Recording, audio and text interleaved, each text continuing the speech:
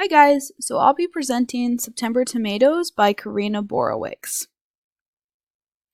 Why this poem and this author? Karina uses nature and imagery to make her points and paint a beautiful picture so that we as the reader can see the good and bad of humankind within her work. When I was reading some of her poetry, I just really appreciated this and wanted to share it with you guys. September Tomatoes. The whiskey stink of rot has settled in the garden, and a burst of fruit flies rises when I touch the dying tomato plants. Still, the claws of tiny yellow blossoms flail in the air as I pull the vines up by the roots and toss them in the compost. It feels cruel. Something in me isn't ready to let go of summer so easily, to destroy what I've carefully cultivated all these months. Those pale flowers might still have time to fruit. My great-grandmother sang with the girls of her village as they pulled the flax, song so old and so tied to the season that the very sound seemed to turn the weather. About the author.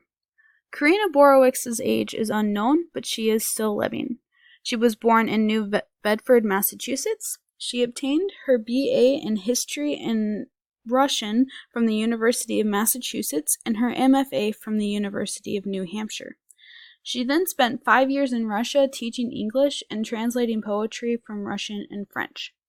Her first collection of poetry, titled The Bees Are Waiting, won many awards, including the Merrick Press Poetry Prize, the Eric Hoffer Award for Poetry, and the First Horizon Award. She also has another book titled Proof that's won many awards as well. She now resides with her family in the Pioneer Valley in Massachusetts. One of the things I really appreciate about Borowicz's poetry is the way that she uses nature as a tool for familiarity. I chose this poem because I have cared for many gardens throughout my childhood. My parents planted 3 to 7 gardens every summer, and while it was hard work, few things compare to fresh produce. Borowicz uses nature to paint a sense of familiarity. She does this by describing the stints of tomatoes, the changing of weather, the gathering of flies, the tearing out of old plants, and description of hard work. I really like this because she herself says that if you could find her everywhere, it would be outdoors. She loves nature, and I love how she showcases her passions within her work. One way you can interpret the imagery is the way Borowicz uses the dying of the garden to symbolize the end of summer. If you have ever owned a garden, you know that with the end of the heat and rain of summer, so comes the end of your garden.